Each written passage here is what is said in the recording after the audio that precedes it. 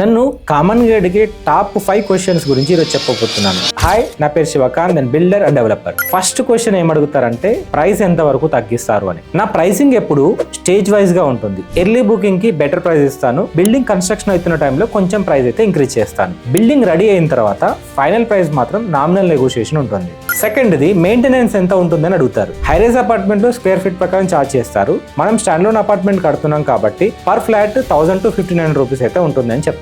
థర్డ్ది mediator లేరు కదా, amount ఇంకొంచెం తగ్గించండి అంటారు. బిల్డింగ్ కన్స్ట్రక్షన్ చేస్తున్న టైంలో దాని మీద పెట్టే ఇన్వెస్ట్మెంట్ ని బట్టి ఎవ్రీ 3 months ఒకసారి రైజ్ చేస్తూ ఉంటాను. మీరు వచ్చిన టైంలో ఏ ప్రైస్ అయితే ఉంటుందో ఆ ప్రైస్ కి కొంచెం అయితే తగ్గించడం అయితే ఉంటుంది.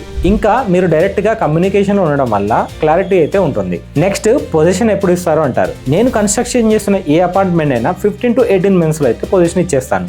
లాస్ట్ లో అడిగే క్వశ్చన్ రీసేల్ వాల్యూ.